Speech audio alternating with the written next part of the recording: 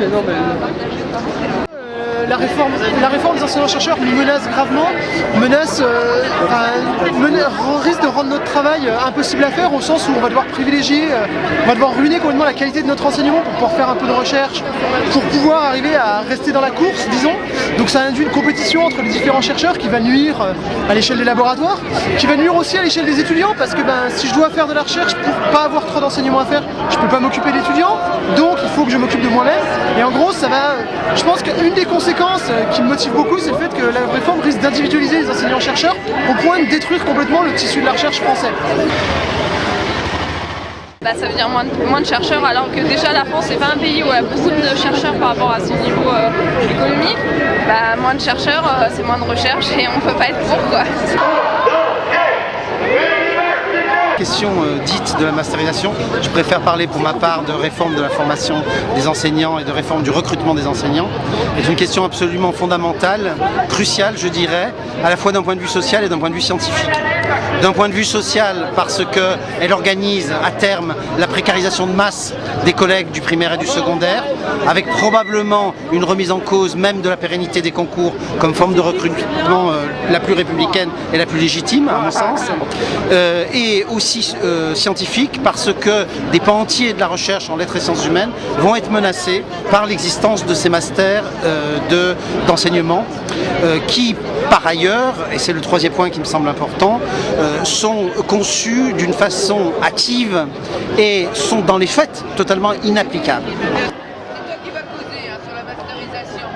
Si on ne cherche pas, on ne trouve pas. Recherche, en danger. Aujourd'hui, nous, si on se mobilise, c'est sur un certain nombre de sujets, des sujets qui sont concernent directement les étudiants, mais aussi les enseignants, que ce soit par exemple la réforme du statut d'enseignant-chercheur, qui va faire tout simplement qu'on risque d'avoir un doublement de la charge d'enseignement pour les professeurs, pour les enseignants-chercheurs. Ça met à mal la recherche et ça risque tout simplement de faire que les enseignants soient plus en capacité de pouvoir assurer leurs cours dans de bonne qualité, faire leur recherche en même temps. Donc nous aujourd'hui aussi, ce qu'on essaye de montrer, c'est que c'est un sujet évidemment qui concerne plus les professeurs, mais qui aussi a une influence directe sur la qualité de formation pour les étudiants.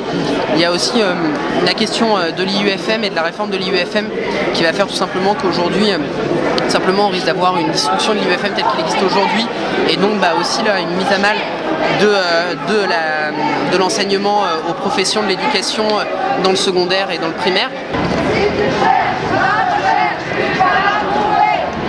Le SNESUP se bat contre le projet de réforme du statut des enseignants-chercheurs tel qu'il est envisagé par Valérie Pécresse, puisqu'il massacre les libertés scientifiques et transforme les présidents d'université en potentats locaux. Pas seulement parce que les présidents seront amenés, dans le cadre de la loi et de ce décret, à moduler, entendre alourdir le service des enseignants-chercheurs et par là même à répartir les moyens non couverts par les dotations d'État, c'est-à-dire suppression d'autres recrutements, suppression des heures complémentaires, mais alourdissement du service de l'essentiel des enseignants-chercheurs. Mais de plus, c'est le fait que les présidents d'université vont, par l'intermédiaire des recrutements, des promotions, des primes, des congés sabbatiques, arbitrer entre les disciplines scientifiques et au sein des disciplines scientifiques, entre les thématiques. La réforme qu'on a sur les concours, c'est une masterisation des concours de l'enseignement. Donc ce qui veut dire qu'au final, ça va devenir par des masters professionnalisants. Et donc on sépare la recherche de l'enseignement. Et ça, c'est le cas de toute la réforme, notamment de la LRU, le plan campus. Ça s'inscrit dans une logique de privatisation et de dégradation des conditions universitaires. Et donc ce qui va se passer avec le fait que les CAPES vont être masterisés, c'est-à-dire qu'à terme, les enseignants qui vont être recrutés vont être des enseignants vacataires parce qu'il n'y aura plus de statut de fonctionnaire. Et on va attaquer le statut de fonctionnaire. C'est pour ça qu'il faut combattre ces réformes-là. C'est une attaque à la fois contre les statuts, mais aussi contre la qualité de l'enseignement qu'il va avoir. Et il va avoir un enseignement aux ordres. Donc ça, c'est quand même assez problématique. C'est une régression considérable et nous défendons une logique dans laquelle les champs scientifiques se font entendre au sein des communautés collégiales largement élues. Les sections du CNU jouent ce rôle actuellement, dans lesquelles les problématiques scientifiques au cœur des disciplines sont entendues et où il y a une appréciation critique, pluraliste et contradictoire des projets scientifiques comme de l'activité des collègues. C'est vraiment une bataille absolument essentielle sur le plan des statuts, et sur le plan des libertés.